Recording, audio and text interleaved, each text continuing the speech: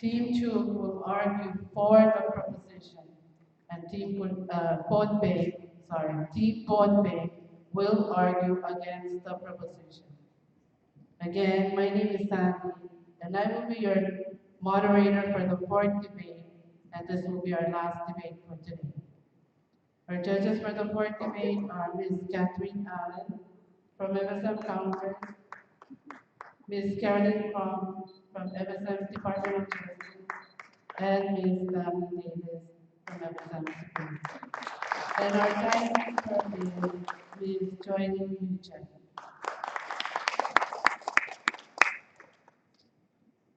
Debaters, judges, and timekeeper, I think we're ready to begin. We will start with the introduction.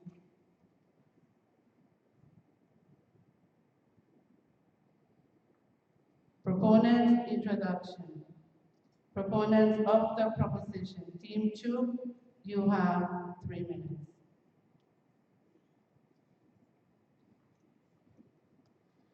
Good afternoon, ladies and gentlemen, judges, honorable guests, worthy opponents on the negative team. Welcome to this year's FSM National Law Day debate.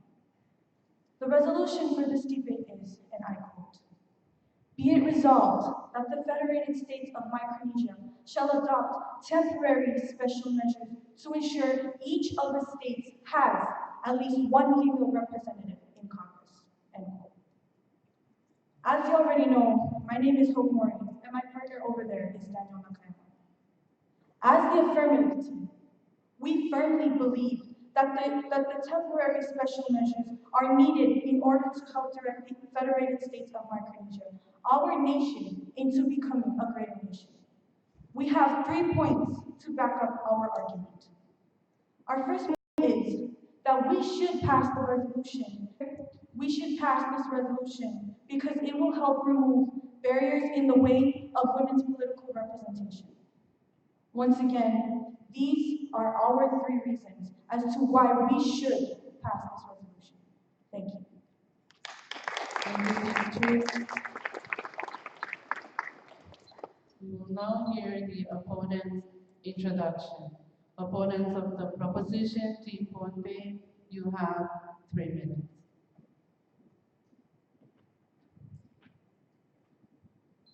There is no limit to what we as women can accomplish, by Michelle Obama. Can you think of anything in the world that women as a group have not accomplished?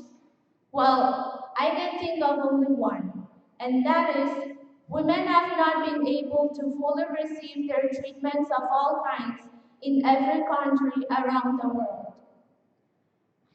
Women have come a long way, and today they have accomplished a great deal in that respect. Women now serve in the military. Women have pursued doctorate degrees. They have accomplished everything that men as a group have.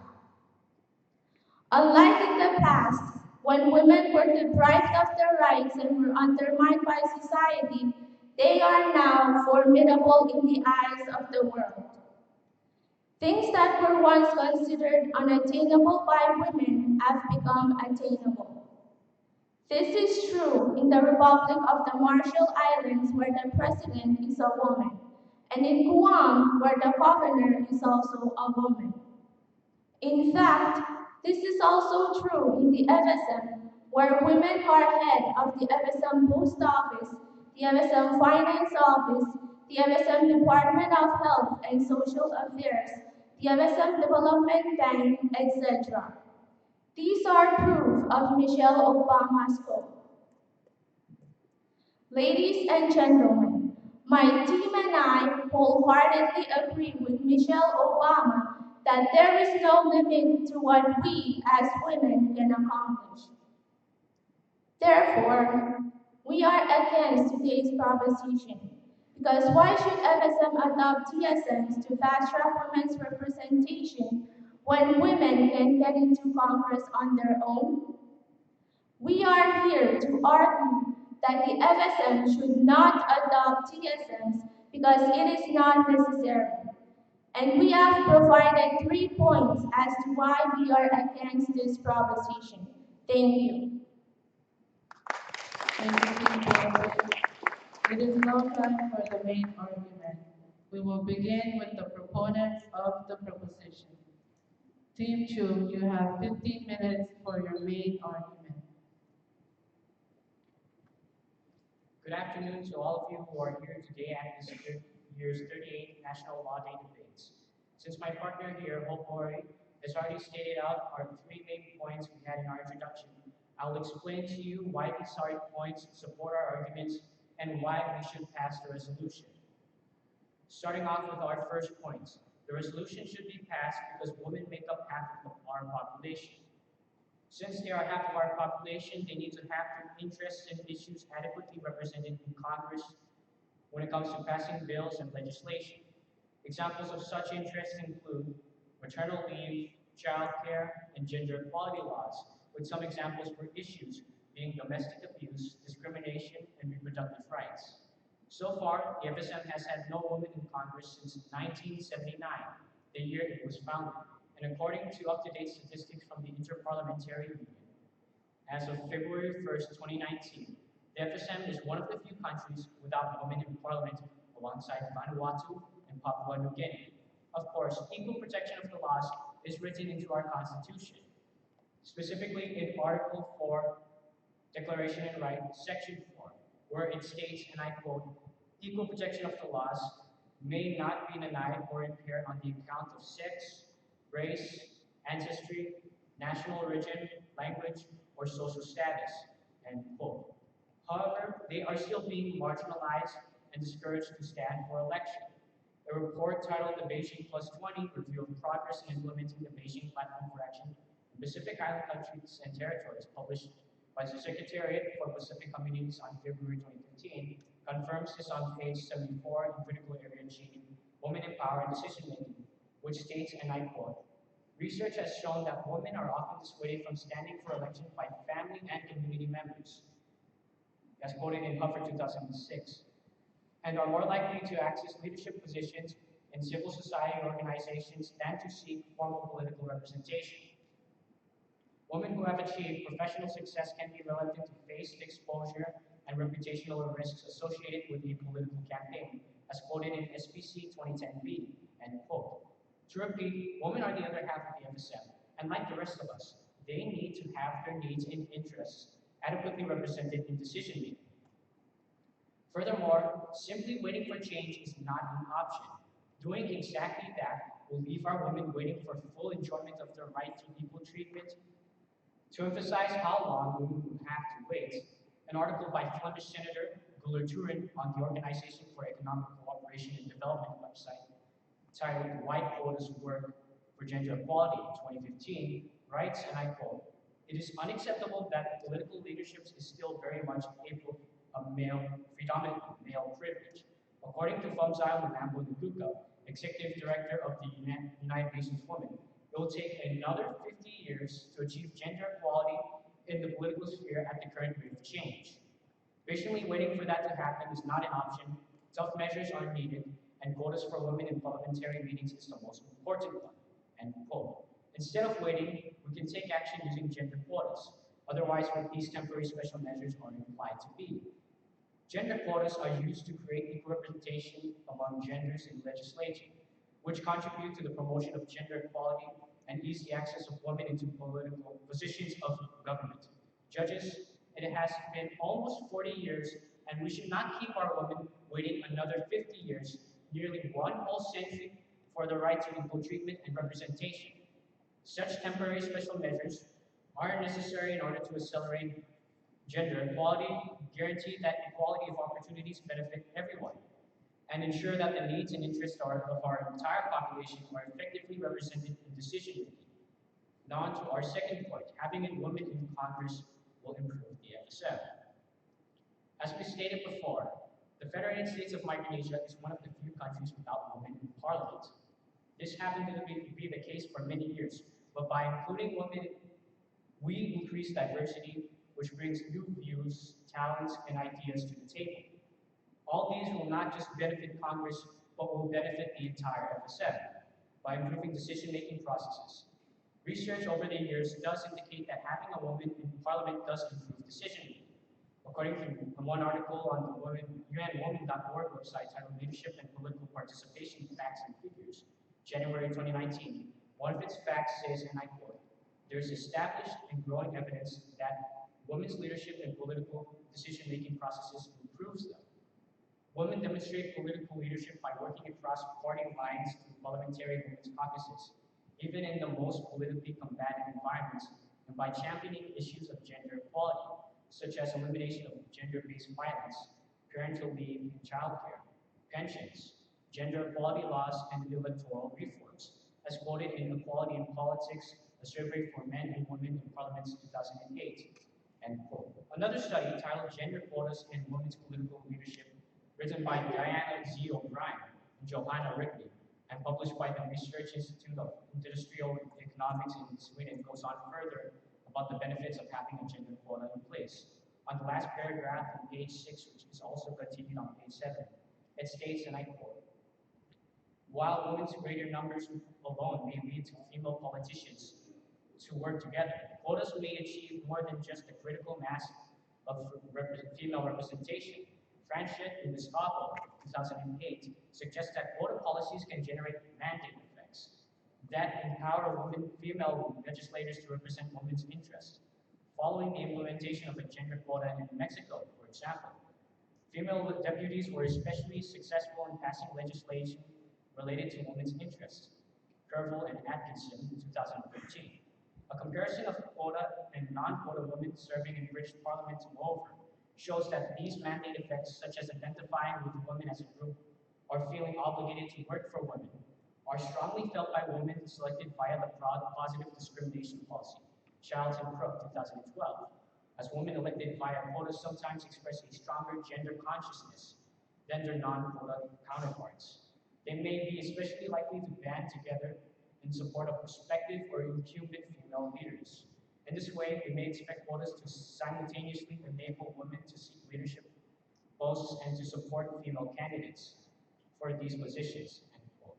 Having women's leadership in Congress not only improves decision-making, but affects the outcomes to match up with that of the interests and needs of our entire population. We can also support these measures to be more effective by providing capacity-building support to both men and women candidates. Capacity building, also known as capacity development, is the process by which organizations obtain, improve, and retain the skills, knowledge, tools, equipment, and other resources needed to do jobs competently.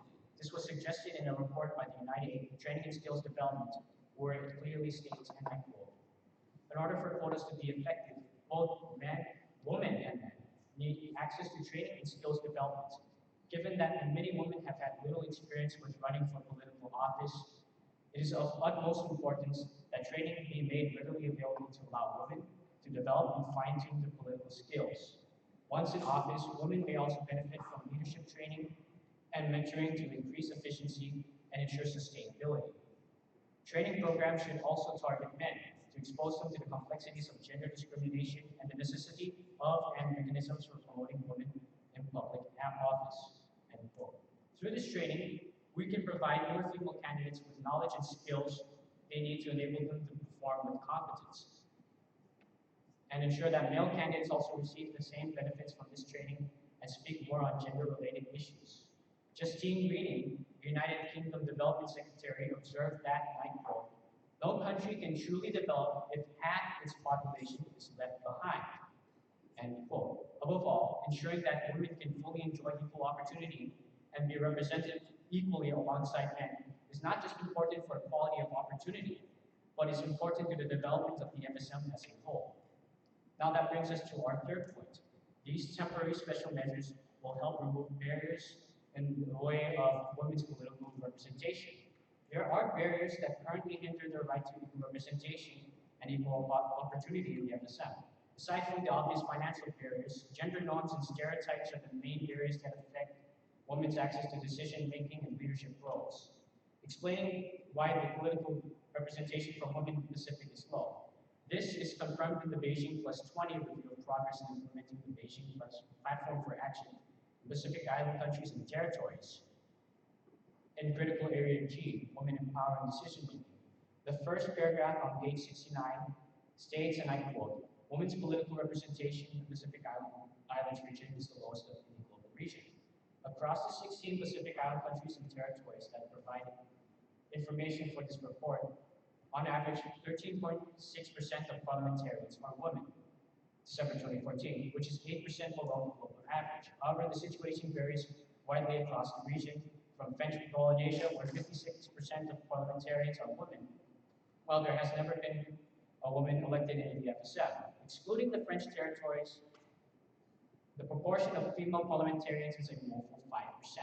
Traditional beliefs about men's and women's roles, women's limited social capital, and lack of support from political bodies explain the poor progress of women's political representation in the region. In general, it is more difficult for women who are as qualified as men to achieve political representation due to these barriers. In our interview with Senator Gardenia Isaac, she had discussed about the challenges she faced when running for a position. One of them was discouragement. She was often told by people that running for office is not a woman's role.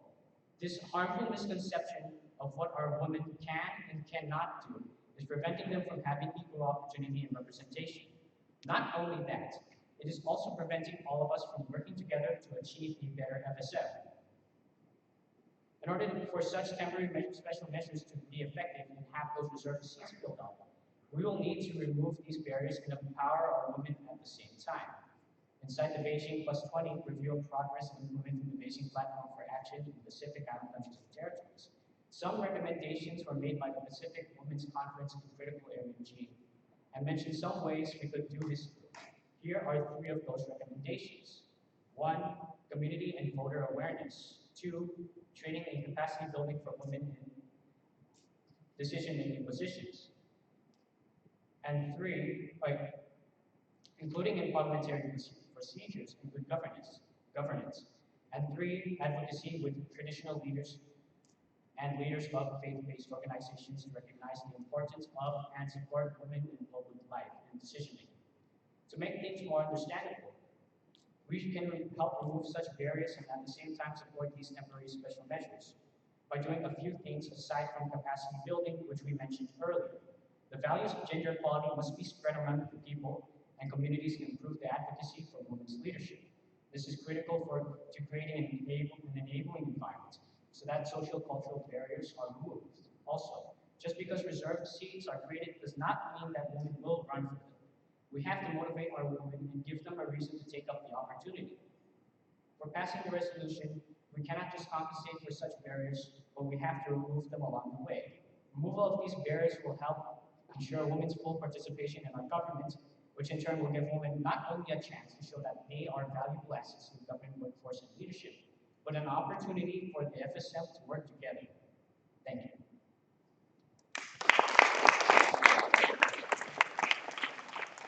Thank you, Mr. Chuuk. We will now hear the opponent's rebuttal. Team Pohnpei, you have 5 minutes.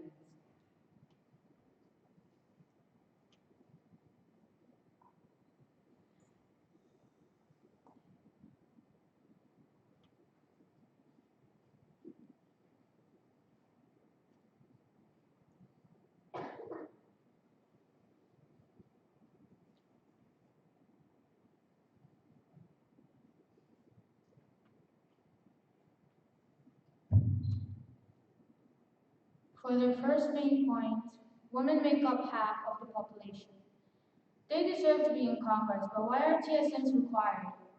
Since women make up half of the population, they can get into Congress on their own. If men make up half of the FSM and women make up the other half, then it's not reasonable to pay special attention to women. Women and men are equal. A woman in parliament would definitely improve decision making. My team and I agree with that. We want women in Congress, but we do not agree with the adoption of TSMs. By doing that, we are implying that we need women's perspective in Congress. But because they are weaker than men, they need special help.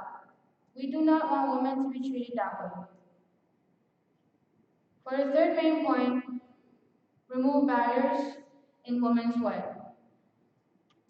They removed the barriers of women's political representation. What barriers? Women have remained underrepresented for years, but that's how it is. In our culture, men are considered the leaders, but now we are observing changes in our nation. Take for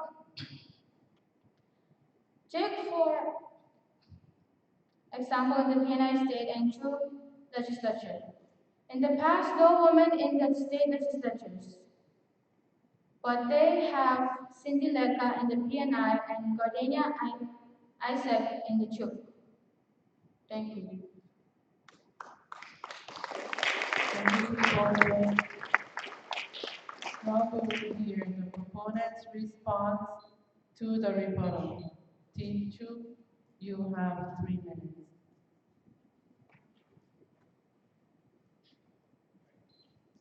Thank you for putting out your rebuttals.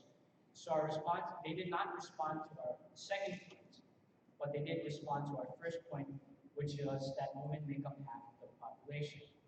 So they said, why are TSMs required and it's not necessary because men and women are already equal. And women, we do not want to represent women in a way that they are weaker than men. These temporary special measures are required because of the social cultural barriers in the way of women's political representation. We can't just sit here and do nothing about it, and action must be taken.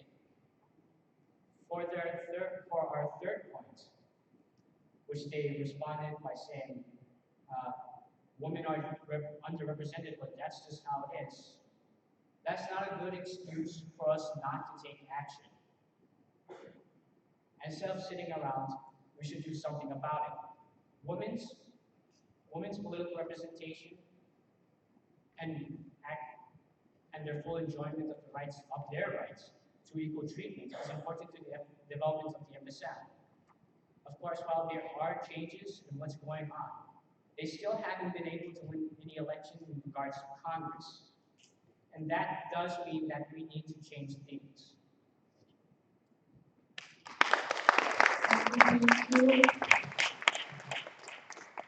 It is now time for the opponent's main argument.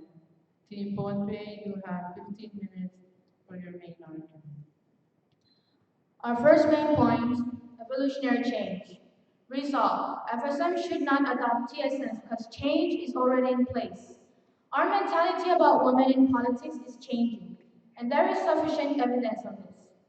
According to the National Election Office, in 2017, 2 women from Pohnpei stood for the FSM Congress, Attorney Marcela E. Jack and Dr. Marilyn Abella Alfonso.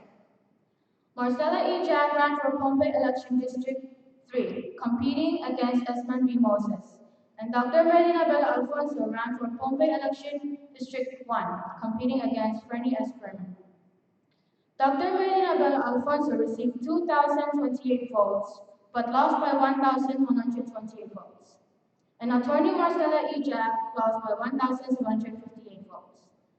They lost in this election, but they did not give up. In 2019, these 2 women ran again for the FSM Congress, and there was progress in this year's election. Marcela E. Jack lost to Esman B. Moses in the past election, but this time she lost only by 260 votes. These 2 women have the passion to lead their nation because even though they did not make it in the 2017 election, they attempted to run for the second time in the 2019 election. And they may have lost in both elections, but there was a significant increase in their votes. Ladies and gentlemen, it only took 2 general elections, 2017 and 2019, to trigger a change in the mindset of the people of the FSM.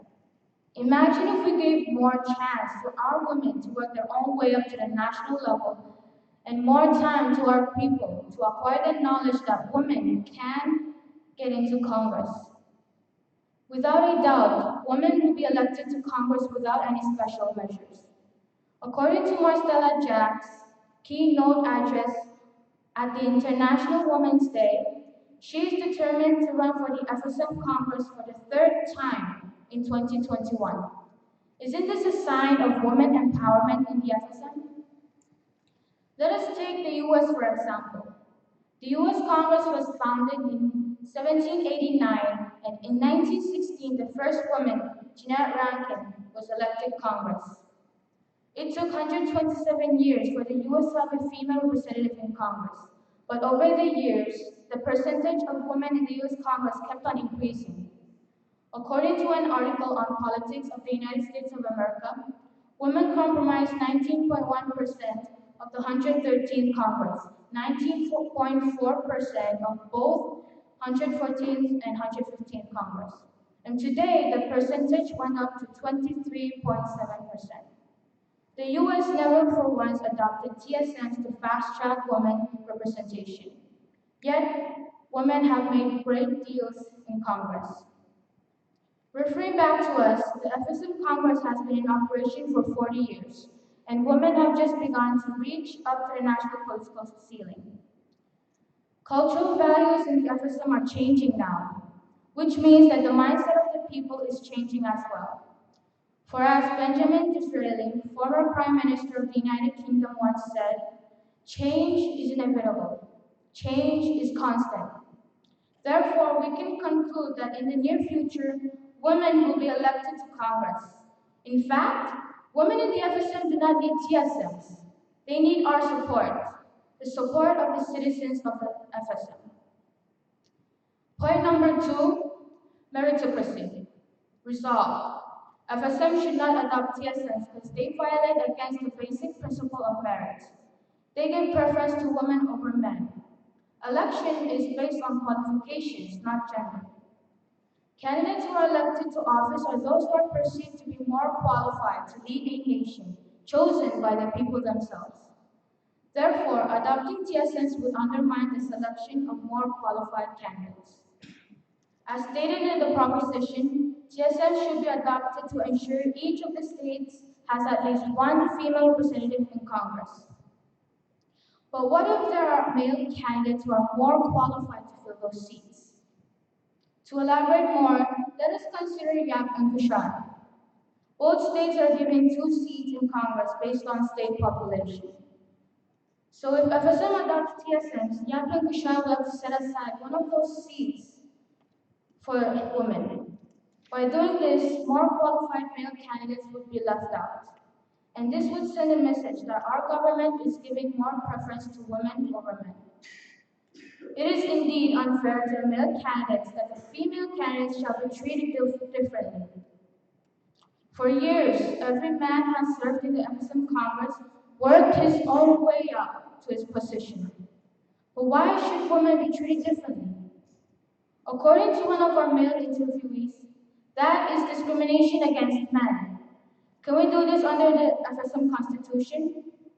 For as clearly stated in Article 4 of the FSM Constitution, equal protection of the laws may not be denied or impaired on account of sex. If men are elected based on qualifications in the FSM, women should be elected based on qualifications as well. In the same way that Jeanette Rankin became the first female member of the US Congress, or the way Lou Leon Guerrero was elected the first female governor of Guam, so should our women strive to become the first female member of the FSM Congress. The third main point, social stigma.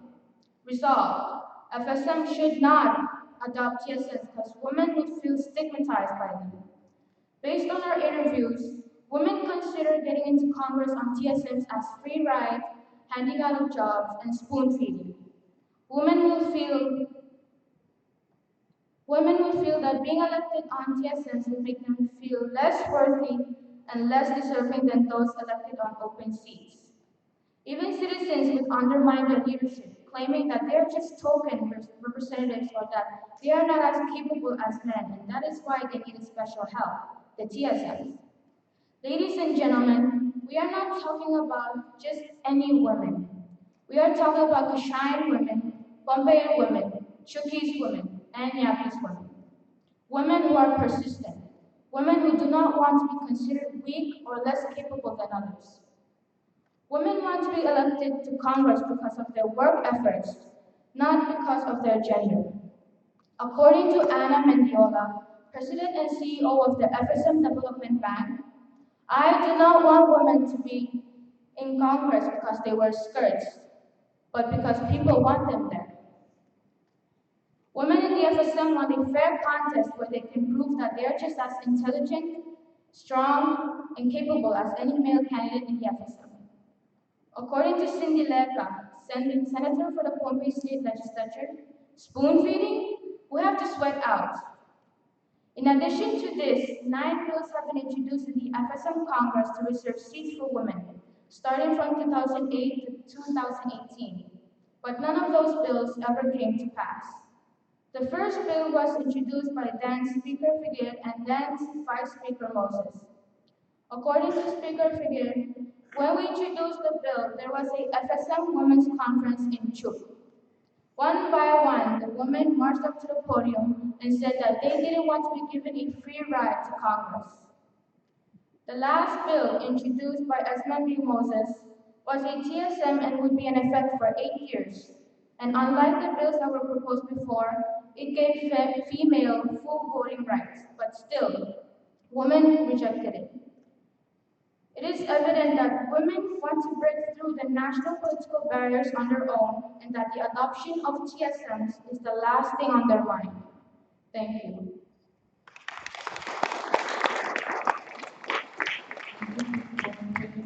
We will now hear the proponent's rebuttal. Team Chuuk, you have 5 minutes.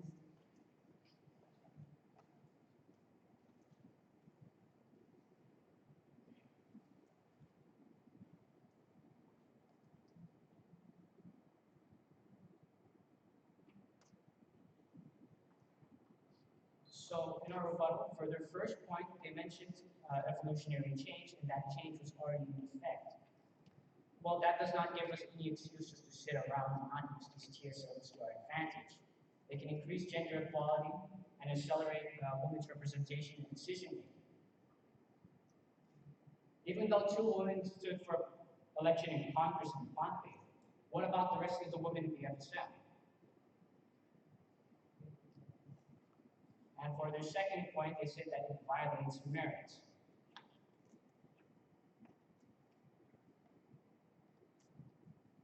While that may be true, the resolution is needed because women who are as capable as men are having a much more harder time. They are being prevented from these positions by socio-cultural barriers. And these are necessary in order to make sure that everyone gets represented in Congress and equality of opportunity exists. And for their third point, they mentioned stigmatization and how that these TSMs were essentially just a free ride to Congress. This is not a free ride to Congress. This does not mean that women instantly get placed into those seats just because they signed up. They still have to compete against other women who are also qualified as men. Thank you.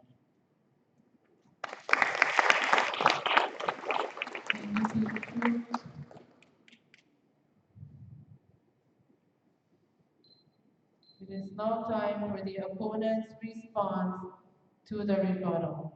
Team Pohnpei, you have 3 minutes.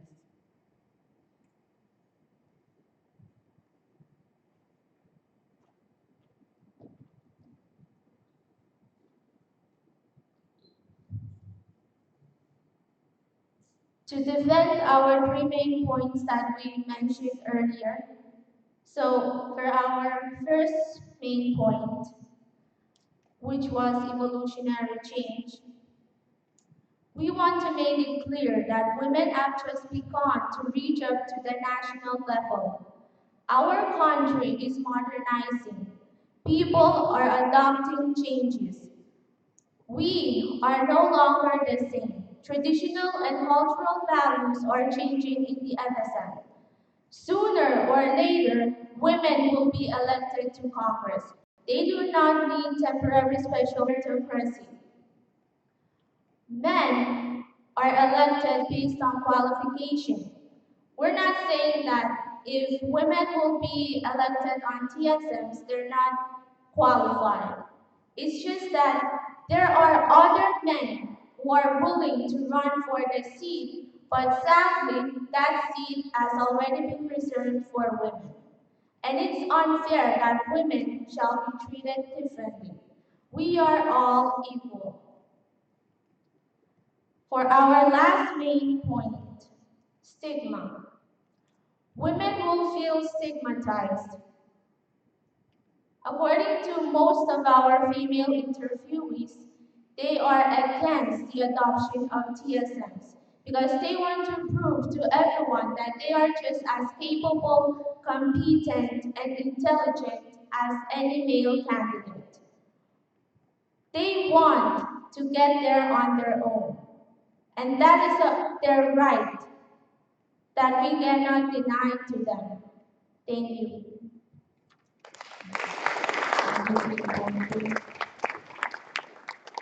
It is time for the summation and closing. Proponent's conclusion, Chuuk, you have 4 minutes.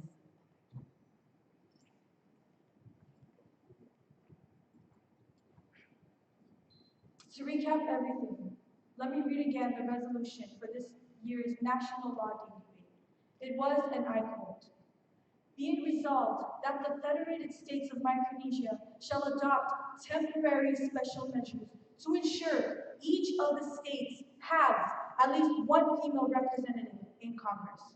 End quote. Throughout the course of this debate, my partner and I have proven to you why these temporary special measures are needed for the 3 reasons. Firstly, women are the other half of the FSM and have a right towards equal representation. Secondly, passing the resolution will help the FSM by including women in Congress. Third, passing the resolution will help remove barriers in the way of women's representation. By passing the resolution, not only will we accelerate gender equality, but remove the sociocultural barriers hindering women from achieving political representation. The resolution is needed because our women have not been able to fulfill or fully enjoy their right to equality of opportunity and representation. And by passing the resolution, not only will we promote gender equality, but ensure that men and women across our nation are able to work together to build a better FSM. Yes, these temporary special measures go against our Constitution and our people's freedoms. But how can we be so sure that everyone is equal when our women, who are half of our population, are left behind when it comes to their right to equal representation? These temporary special measures are necessary in order to ensure that our women can fully enjoy their rights to equal protection of the laws, equal representation, and equal treatment. Thank you.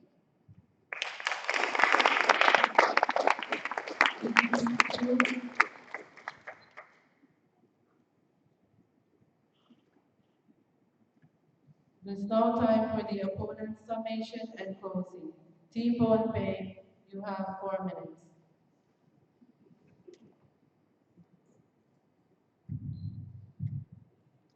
Imagine a place where women and men are treated equally in everything, where women are looked upon as talented and capable citizens who can compete with men in almost anything, especially in politics.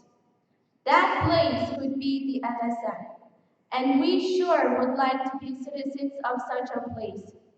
Therefore, my team and I call upon all the women of the FSM to join us in opposing the adoption of temporary special measures because it will make us look weak in the eyes of the people of the FSM. No matter how good this temporary special measure may sound, it will definitely degrade us, the women of Micronesia.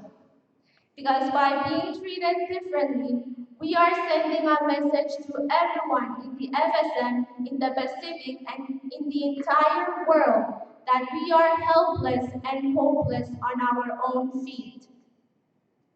I am sure we don't want to be looked upon as weak, incapable, and unworthy because we are Micronesians.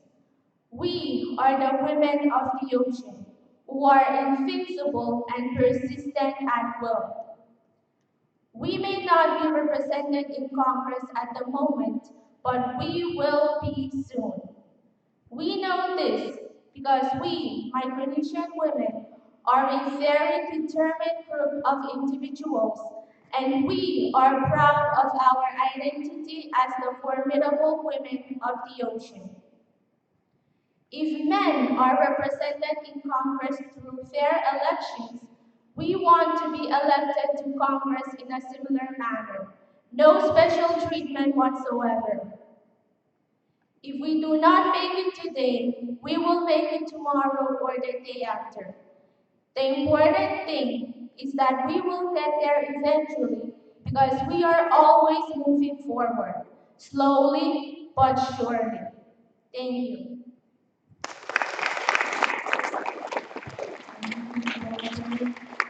It is now time for the judges' questioning. Judges, you may begin.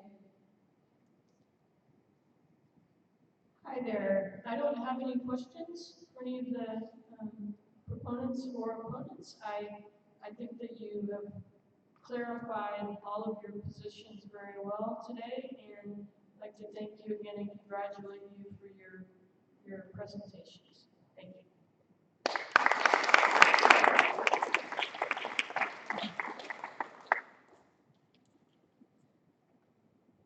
I also have no questions for you guys, but I just wanted to let you know that all four teams have surpassed my expectations.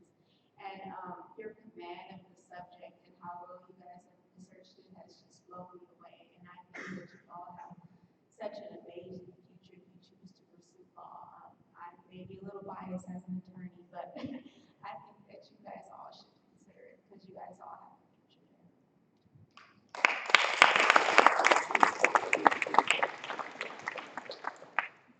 I was going to ask questions, but it's late. And I also feel that all four teams have done so well. And I would love to talk to you more about these issues this evening at dinner, but I think that I am going to pass some questioning now as well. Thank you so very much.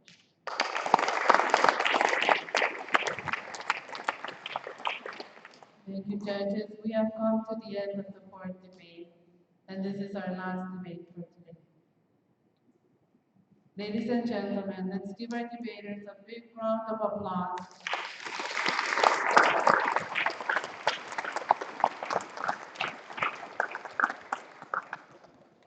Debaters, you may go back to your seat.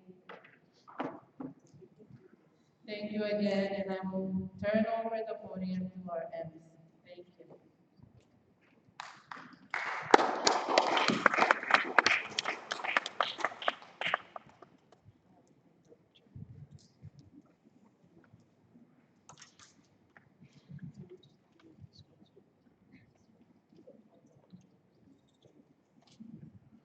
Thank you very much, moderator. Honored guests, ladies and gentlemen, parents, while the judges are deliberating on the scores, I'd like to thank all the teams, the coaches, for the outstanding performance you've delivered today. These students, these teams have been preparing for months. They have researched, they have practiced, they have competed within each of the states against very strong teams as well. And they have won and advanced to the national debate. Regardless the results, these are champions.